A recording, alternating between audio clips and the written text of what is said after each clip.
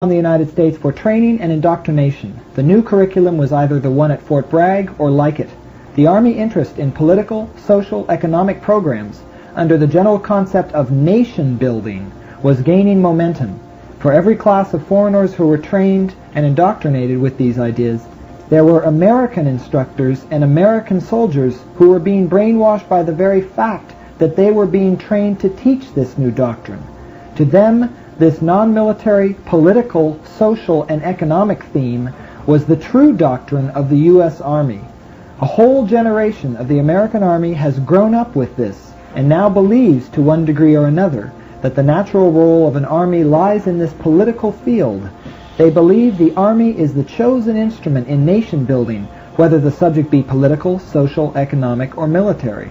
In many cases, due to the great emphasis the CIA placed on training the police forces of certain foreign countries, a large number of American servicemen who were used for such training became active in what was really police work and not the scope of regular military work. That's just, to me, it is so fundamental, this idea of what we saw so much in the 60s and 70s, where we sensed as a nation, some of us at least, that these police agencies in other countries that were being so repressive were somehow operating under our tutelage. And in fact, the best model is Iran. You see, under this philosophy, we moved into Iran after 1949 in large numbers. The agency was involved all over in Iran, everywhere, where the agency founded the Iranian airline and many other things like that. The military had all kinds of radar detection devices up there for scanning into the Soviet Union, but also this provided the backbone of a lot of activity in Iran.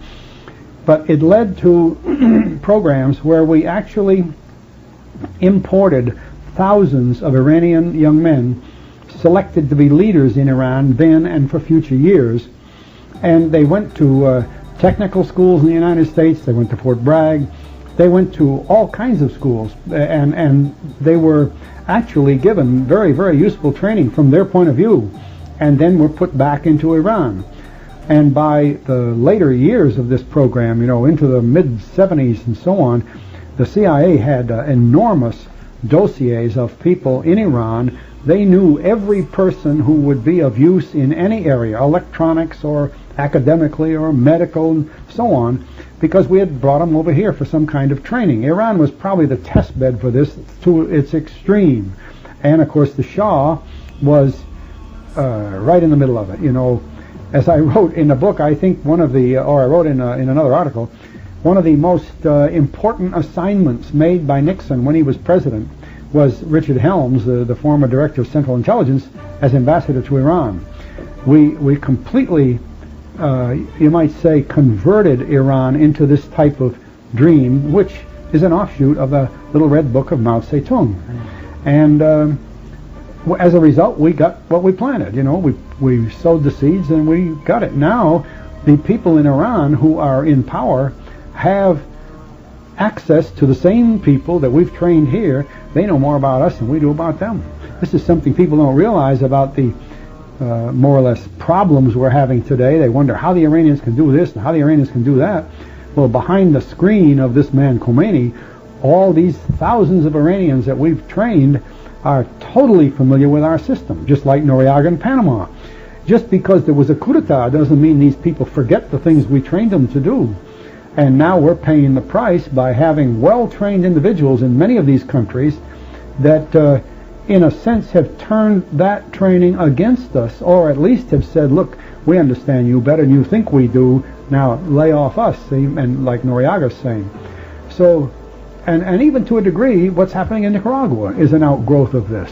Because if you teach the people that the Army is the chosen instrument to control the country, and then they do that, and the Army does take over, they think that's what we were telling them to do, you see? It's a very interesting thing, and we need to think about it very much because it has shaped what we've been doing in many countries. The thing is, if you look very carefully at what the men that started this movement were writing and doing, and I mean by that the White House report written by Stilwell and Lansdale, then you'll begin to get a perspective of what has happened since those years and why it happened. I think most of us would not really expect the Army to be the leavening instrument in any political scramble, like in Chile, for example. Allende is elected by the people, and then he's killed by Pinochet. Which one should we really, as Americans, be supporting? Well, Pinochet is the man we trained. Allende, we say, oh my goodness, he's a communist, he's a socialist, so on. So we reap what we sowed when we get that sort of thing. And I think that's really what I'm trying to say in the book, that this is the way things were going in that era. I think this also shows you that when the Kennedy administration began to realize some of the things that were going on, how they had been going on, they began to make major changes. They began to stop some of these things. And I think that it's that kind of pressure, that universal pressure, not any given point, but that universal pressure against the system that was heavily implanted that led to Kennedy's death. That it would seem so. I'm just trying to catch a few last things in the remaining 20 minutes we have. One is, in terms of Kennedy, you write, Kennedy knew that he had been badly burned by the Bay of Pigs incident, and by June of 1961, with these NSAMs 55 through 57, he and Bobby knew that he had been let down by the ST, or secret team. And in parentheses you say, I carefully switched to the ST label here because in all fairness to the CIA, it was more than the CIA that really created the unfortunate operation. I was wondering if you could give some sort of summation of how the ST is, in your sense or eyes, larger than the CIA, and what other groups, if such can be named, it comprises. Well, if you analyze the Bay of Pigs operation very carefully, you'll see that its components were far beyond any capability of the agency unless they had the very willing and active support of the rest of the government.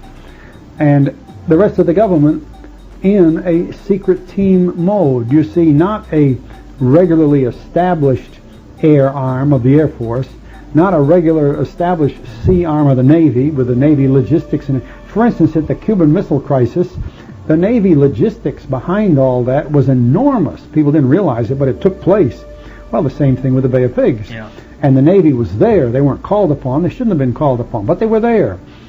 Even the State Department involved in the political side of this thing. Who would follow Castro? Who would be the chosen people to follow Castro? And there were large financial expenditures in such a thing. These things don't take place within the CIA alone. And it's important to see the CIA that way. The CIA is always merged with the rest of the government that's taking part in these actions. Well, because this was true over such a long period of time, there were people who were very familiar, well-trained with this kind of thing, and every time a covert activity came up, they were involved again. Well, this is the secret team. They can carry these out, and now with the Iran-Contra exposure, you can see that the secret team even bred the enterprise, people who were making money off this deal. It went beyond even getting the job done. They were doing it so good they had money to spare, see? And it's exactly what I was talking about. It's almost as though we ran the Bay of Pigs operation as a commercial venture, hoping that when they took over Cuba, some of the leaders would gain the casino rights and everything else back into Cuba. As a matter of fact, I think I said something there that's ahead of myself. A broker called me from Washington a few days before the Bay of Pigs was planned to go and said, Colonel Prouty, he just happened to know me. He didn't know my job. And he said, Colonel, can you give me any explanation why all of a sudden people from the Pentagon are calling me buying sugar stock? Sugar stock had dropped to pennies because Castro had boycotted the American sugar down there, and the companies had lost a lot of money. But all of a sudden, people who knew about the prospect of the invasion were buying sugar stock, $10,000, $20,000 at a time, and the sugar stock demand was going up before the Bay of Pigs. So they were running it as a commercial venture. You know, there was some more enterprises then. It's inevitable. You know, you're dealing with these things, you do that. So you can't say that the Bay of Pigs was 100% a CIA operation. Yeah. The government becomes involved in these things. Any more than you could say the Vietnam War. The Vietnam War from 45 to 65 was very much under the operational control of CIA.